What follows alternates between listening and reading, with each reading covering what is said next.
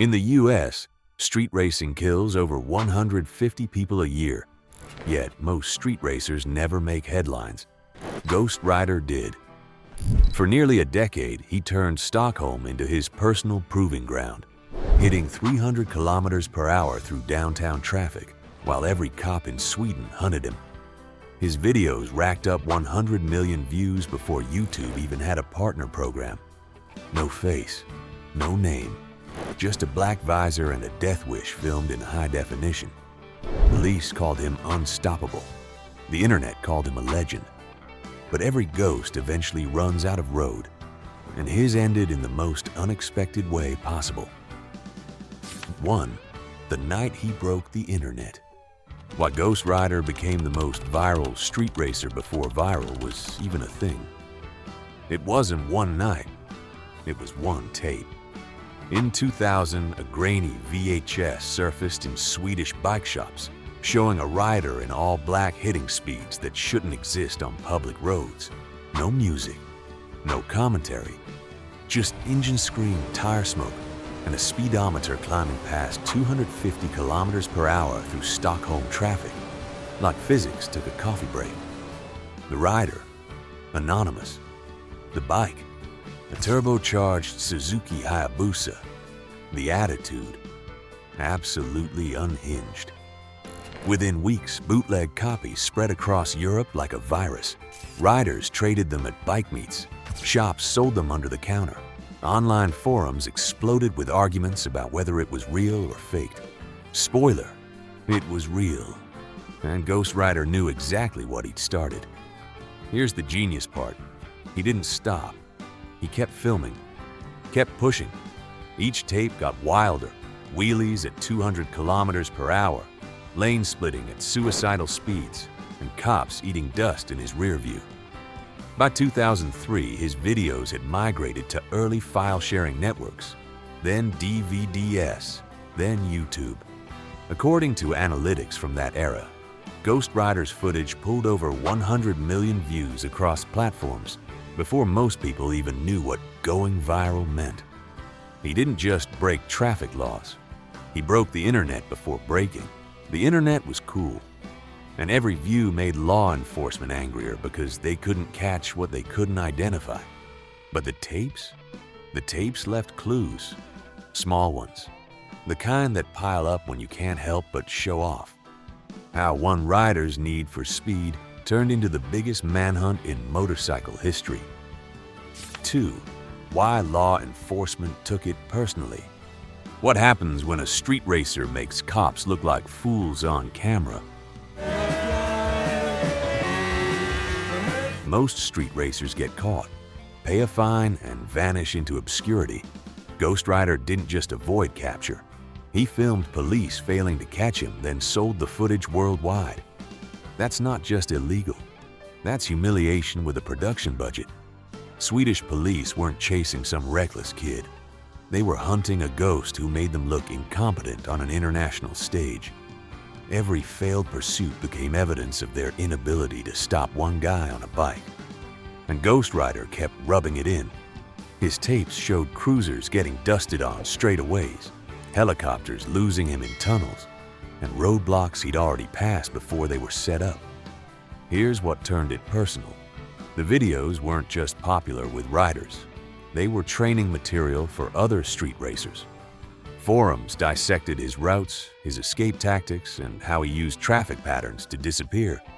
In Sweden, street racing incidents spiked 40% in the early 2000s, and police directly blamed GhostRider's influence.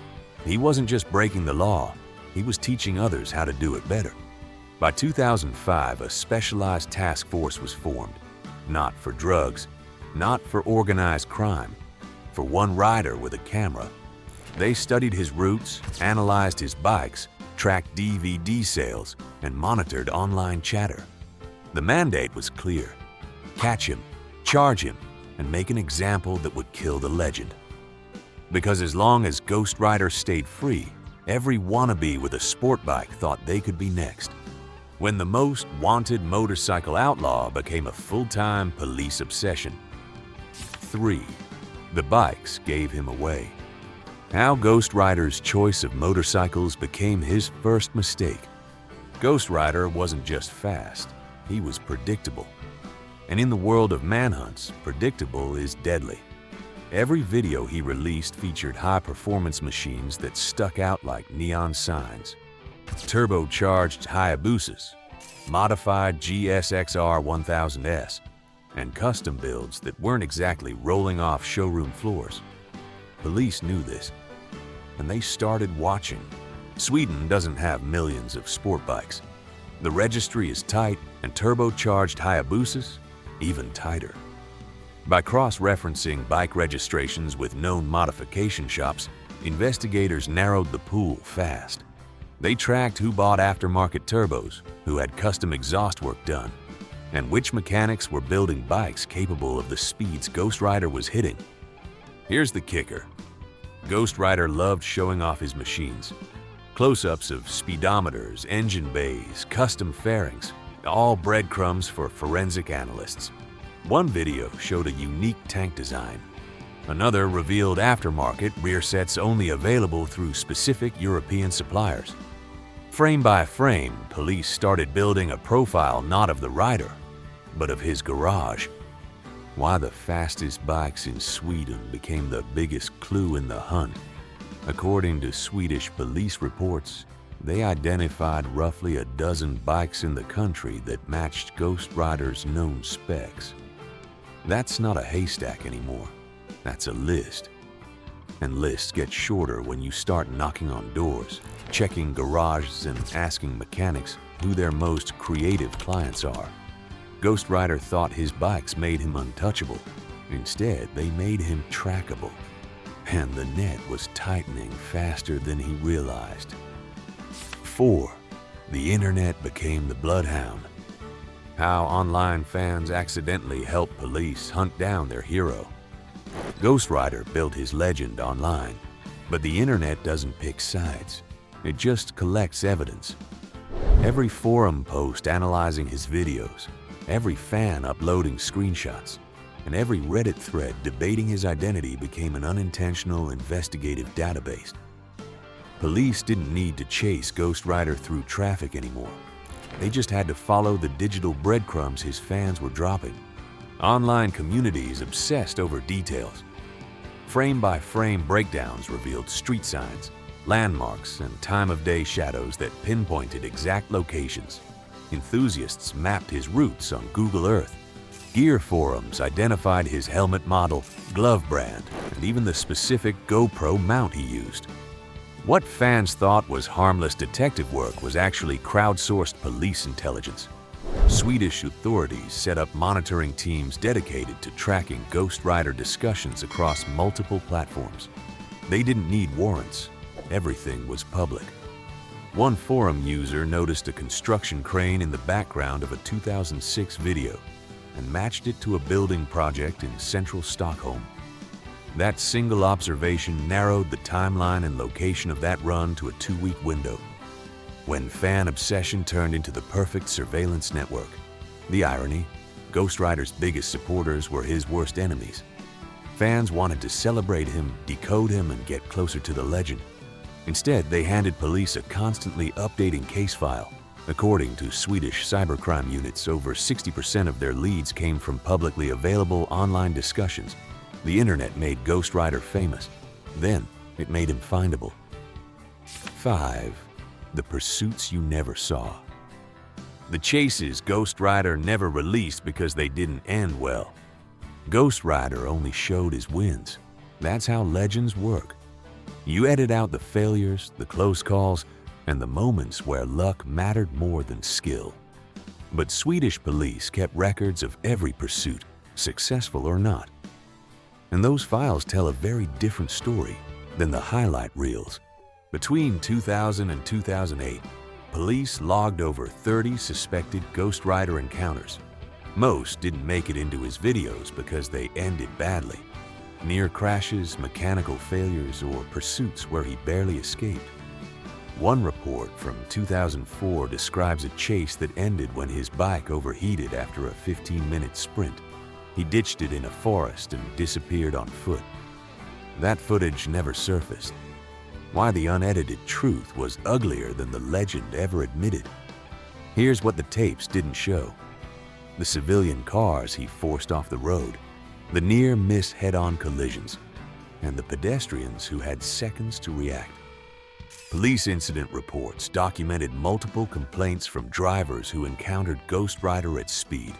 Some reported trauma, others demanded action. One elderly driver crashed avoiding him and spent weeks in the hospital. That didn't make the DVD extras. The pursuits you saw were curated perfection. The ones you didn't were evidence of recklessness that couldn't be spun as skill. According to Swedish traffic authorities, GhostRider was linked to at least 6 accidents involving other vehicles, though none resulted in fatalities. He sold the fantasy. Police collected the consequences. 6. The slip that cracked the mask. The one mistake that turned GhostRider from ghost to suspect. Every criminal makes one mistake. GhostRiders came in 2006, buried in a video most fans barely noticed. It wasn't dramatic. No crash, no confrontation, just a reflection. A storefront window caught his bike's license plate for less than 2 seconds. That's all it took. Swedish police had been watching his videos like film students dissecting Kubrick. Every frame mattered. When analysts spotted the plate reflection, they ran it immediately. The registration came back to a modified Hayabusa, owned by a man in his late 30s living outside Stockholm. Not a confirmation, but a lead. The first real one in 6 years. How 2 seconds of footage gave police their breakthrough. Here's where it gets messy. The registered owner claimed the bike had been stolen months earlier. Convenient. Too convenient. Police didn't buy it, but they couldn't prove otherwise without more evidence. So they did what hunters do. They watched and waited. Surveillance on the address. Monitoring of known associates. Tracking garage visits and parts purchases. GhostRider had spent years being invisible. One sloppy edit ended that. The plate wasn't the smoking gun, but it cracked the door open. And once police had a name, they didn't need to catch him in the act anymore. They just needed patience. Because the next slip wouldn't be in a video. They would be in person. And that's exactly what happened. 7. Courtrooms don't care about edits. What happened when GhostRider's videos became evidence against him? GhostRider thought his footage was entertainment. Swedish prosecutors saw it differently. They saw confessions. Every uploaded video was a documented crime. Reckless endangerment, excessive speeding, fleeing police, and endangering public safety. And unlike testimony, video doesn't forget details or change stories. It just plays back exactly what happened. By 2009, authorities had compiled over 40 hours of footage from DVDs, YouTube rips, and torrent files. Each clip was analyzed, geotagged, and time-stamped. Police matched road markings, weather conditions, and traffic patterns to specific dates and locations. What GhostRider edited for drama, forensic teams reconstructed for evidence. His own camera became the prosecution's star witness. How viral fame turned into a self-incriminating digital trail. Here's the brutal reality. Swedish traffic law doesn't require police to catch you in the act if there's clear video evidence of the crime. GhostRider had filmed himself committing hundreds of violations, uploaded them publicly, and profited from sales. That's not alleged. It's documented, time-stamped, and admissible in court. When the case finally landed in front of a judge, the defense argued the footage could have been faked or staged. Prosecutors countered with expert testimony on video authenticity, metadata analysis, and witness statements from people who'd seen him filming. The courtroom didn't care about his legend or his fans. It cared about the law. And the law said every uploaded video was another charge. Fame doesn't shield you from consequences. It just makes the evidence easier to find. 8. The copycats who ate asphalt. Why imitating GhostRider became a death sentence for wannabes. GhostRider inspired a generation of riders who confused his survival with skill they didn't have. Across Europe and the US, kids strapped GoPros to their bikes, cranked the throttle, and tried to recreate the legend. Most didn't last a month. Some didn't last a week. The difference? GhostRider had years of experience, custom-built machines, and an understanding of risk most copycats lacked entirely. Swedish traffic fatalities involving high-speed motorcycle crashes jumped significantly in the mid-2000s. Investigators linked several incidents directly to riders attempting GhostRider-style runs, wheelies at lethal speeds, weaving through traffic, and filming it all for online clout. The problem wasn't just recklessness. It was overconfidence fueled by edited highlights that never showed the failures, the near misses, or the physics that don't care about your YouTube channel. How chasing viral fame turned street racing into a body count. One case from 2007 stands out. A 22-year-old in Germany tried replicating a GhostRider tunnel run at 280 kilometers per hour. He lost control, hit a barrier, and died instantly. Police found his helmet cam still recording. Another in the UK killed himself, and a passenger after misjudging a corner he'd watched GhostRider nail 100 times on screen. What fans didn't see was the prep, the scouting, the failures GhostRider edited out. The copycats didn't just crash, they proved the legend was unrepeatable. GhostRider's myth survived because he stopped. His imitators didn't get that luxury. They just became statistics. 9. Why the myth outlived the man. How GhostRider became bigger after he stopped riding. Legends don't need the truth to survive. They just need people who want to believe.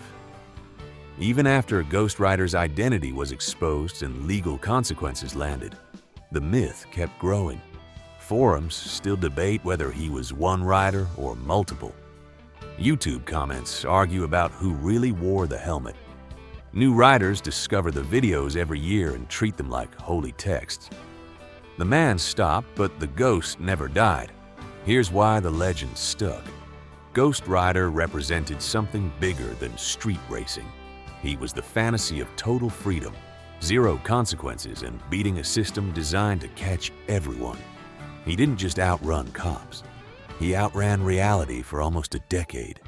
That's the part people can't let go of, even when the facts say otherwise. What happens when a street racer becomes folklore? The internet amplified it. Conspiracy theories filled the gaps. Some claimed he faked his arrest. Others said police never caught the real GhostRider, just a scapegoat. Fan edits, remixes, and tribute videos kept his footage circulating long after he stopped filming. By 2015, his original videos had been re-uploaded thousands of times, racking up hundreds of millions of views across platforms. GhostRider became what every outlaw dreams of, untouchable in memory, even if touchable in real life. The man faced consequences. The myth never will. And that's exactly why it endures, because people don't want heroes who get caught.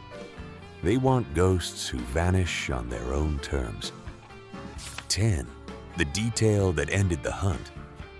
The tiny clue that finally brought GhostRider down. After years of near misses, surveillance, and forensic video analysis, it wasn't a chase that ended GhostRider. It was paperwork. Police had suspects, footage, and circumstantial evidence, but nothing concrete enough to guarantee a conviction. Then they found the receipts. Literally, a financial audit traced DVD sales back to a small distribution company registered in Sweden. That company had bank records, shipping addresses, and tax filings. Cross-reference those with the suspect list from the license plate slip, and suddenly one name kept appearing. A motorcycle enthusiast in his late 30s with a garage full of custom Hayabusas and a side business selling extreme riding videos.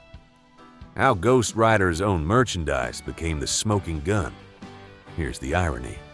GhostRider could have stayed a ghost forever if he'd never tried to profit. But greed, or ego, turned evidence into income. Police didn't just have videos anymore. They had financial transactions, shipping logs, and email correspondence tying the suspect directly to GhostRider merchandise sales. In 2012, Swedish authorities executed search warrants and found exactly what they needed: hard drives with raw footage, the bikes from the videos, and gear matching what appeared on screen. He wasn't caught mid-chase. He was caught mid-sale.